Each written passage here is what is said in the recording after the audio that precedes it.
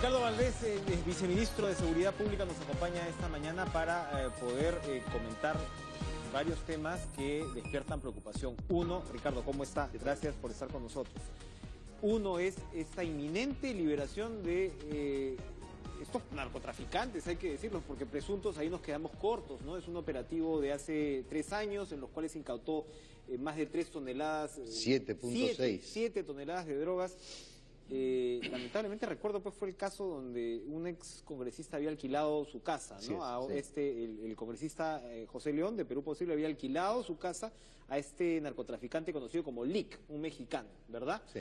Y en ese contexto fue que caen estos tipos con 7 toneladas de drogas y ahora están a punto de ser liberados. ¿Cómo es esta situación? A ver. Esa fue una investigación que en efecto se materializó en el año 2014 en Trujillo, en Huanchaco, y se decomisaron 7.600 kilos que estaban dentro de rocas de carbón. O sea, la perforaban, metían la cocaína, luego volvían a las carboneras, ¿no? Se sí, llamó los carboneros, era un poco el nombre que se les dio a esa agrupación. Ahora, más de 7 toneladas, estamos hablando una de las top, una de las Creo que es incautaciones una de las más grandes. de las más grandes de la historia, ¿no? ¿no? Sí, ¿Ya? 7.600 kilos de cocaína pura. ¿Cómo actuaba esta gente? ¿Cuál era el esquema? ¿Trabajaban con mexicanos? Ellos, claro, era parte del cartel mexicano, tenían obviamente asociaciones con peruanos, ellos captaban la cocaína en la zona del Braem y la tenían en diversas zonas donde las iban acopiando y las procesaban de esta forma, ¿no? Ellos ya tenían como más de 20 empresas de fachada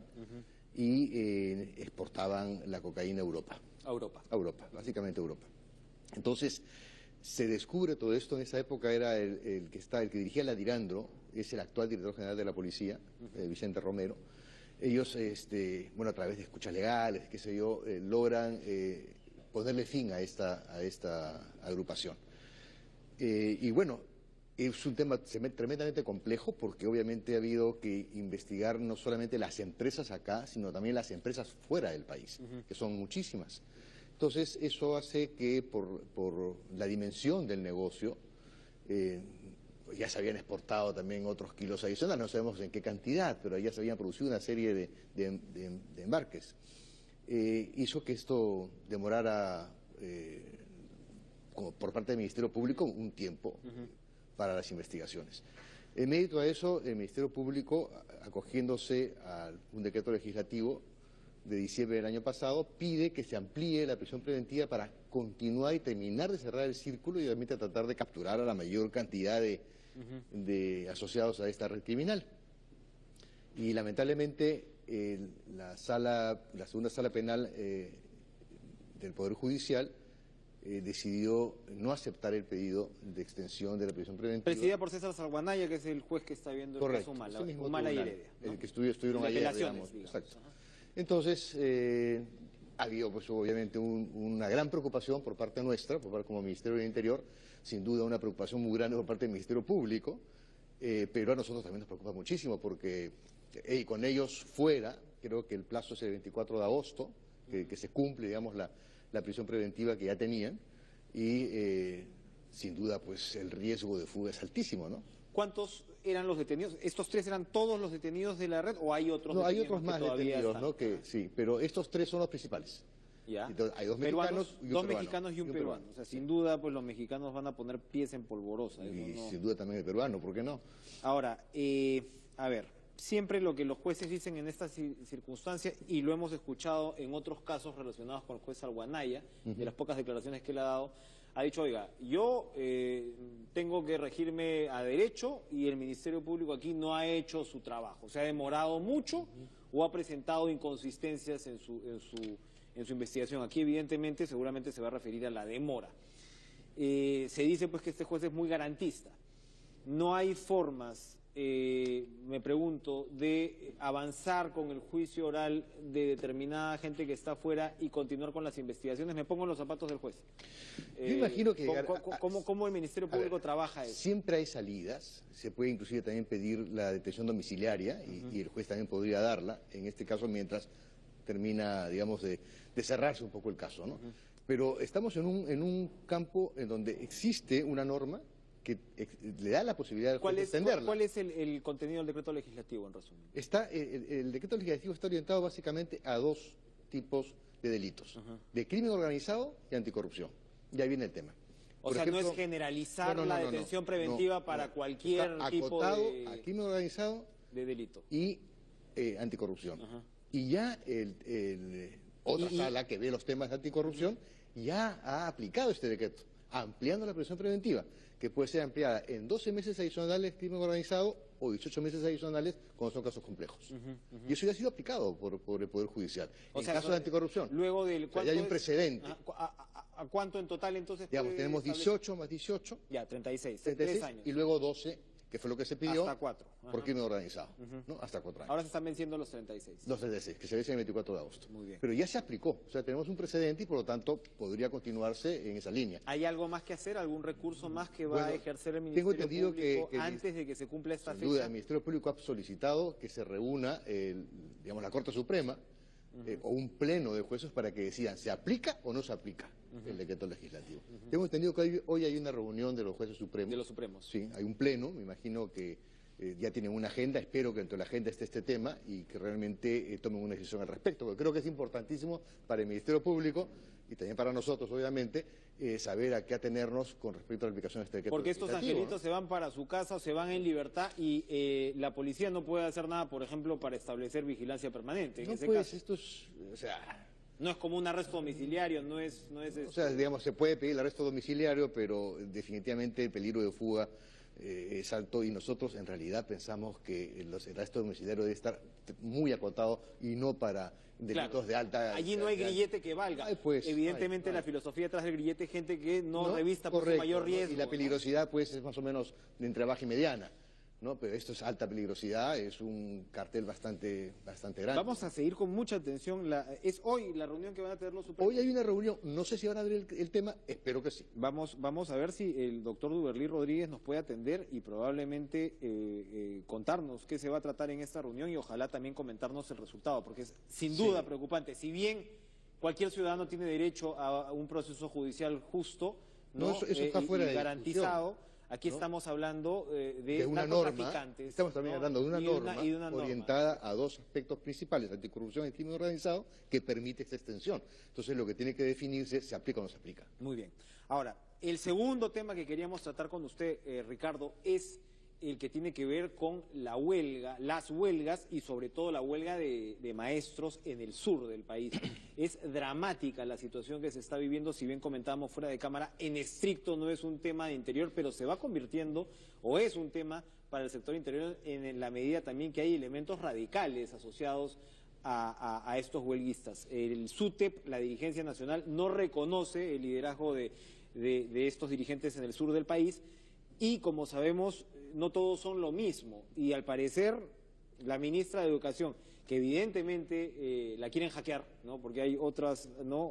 Aparecen pues unas denuncias extrañas, ¿no? En cierta prensa, se convierte ya también ella en un objetivo político. Los chicos están a punto de perder el año en el sur del país.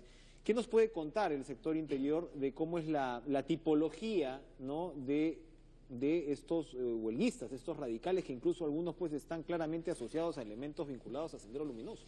A ver, como hablábamos, el Ministerio de Interior es en estos casos, digamos, un poco la puerta de salida, la puerta final, es decir, somos el último recurso ante este tipo de situaciones de conflictos, ¿no? O sea, lamentablemente es así, nos toca tener que lidiar con estos aspectos porque cuando los conflictos se desbordan, hay que mantener el orden público y eso es el orden interno, y eso es algo de lo que... No, y se espera que se resuelvan en el pliego correspondiente. Y eso es lo que en realidad se espera y que se haga la evaluación correspondiente. O sea, hay diversos planos. El plano técnico, en donde nosotros ahí no nos pronunciamos porque eso tiene sus canales y eso se ve a nivel del Ministerio de Educación, pero hay también un plano político que tiene que hacer con el nivel de, digamos, de la estructura, de cómo se ha producido la descentralización.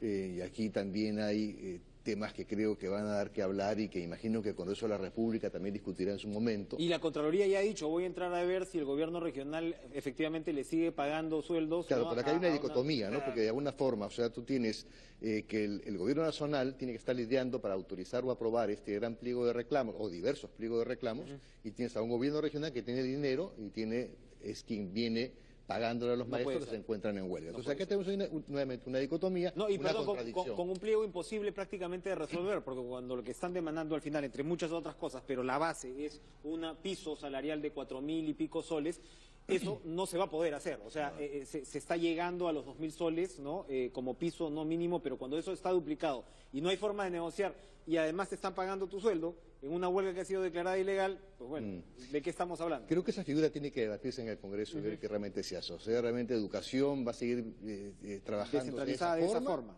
Es como tuviéramos a la policía también. Entonces el gobierno regional le sigue alimentando a la policía que se encuentra, digamos, regulada por ellos, pero a nivel nacional la gran política y digamos, el manto de directiva entra en contradicción con el gobierno regional, que es lo que está pasando ahora con los profesores. ¿Y qué cosas sabemos entonces? Porque sabemos que Puno no es lo mismo que Cusco y ya entrando al tema organizacional, digamos, es otro plano y hay que ver cómo está este asunto manejándose.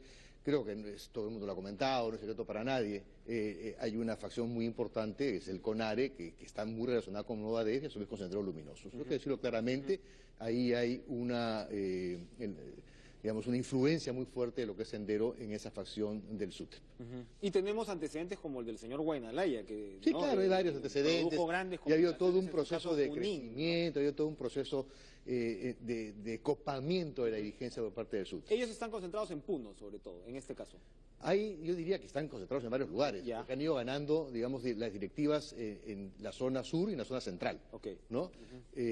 Cusco tiene también otra particularidad, Puno tiene una línea más hacia Conare, Huancavelica lo mismo, en fin. Hay una en Cusco hay presencia de Conare, pero la hegemonía, digamos, la tiene Pucallacta, ¿no? Que también es un grupo, digamos, radical, pero no es lo mismo. No está emparentado con el Movadef. No está emparentado con el Movadef. Entonces hay que manejarlo y eso también lo hace más complejo, ¿no? Porque llega un momento que, como lo sabemos en todo lo que es la presión social, se levanta digamos, un impulso por un lado y los otros también tienen que aprovechar lo mismo y entonces se genera un efecto de bola de nieve que resulta tremendamente negativo. Entonces hay que mirarlo de esa forma. Entonces sí preocupa, a nosotros nos preocupa el crecimiento de estas facciones ligadas con Sendero y con el Movadef.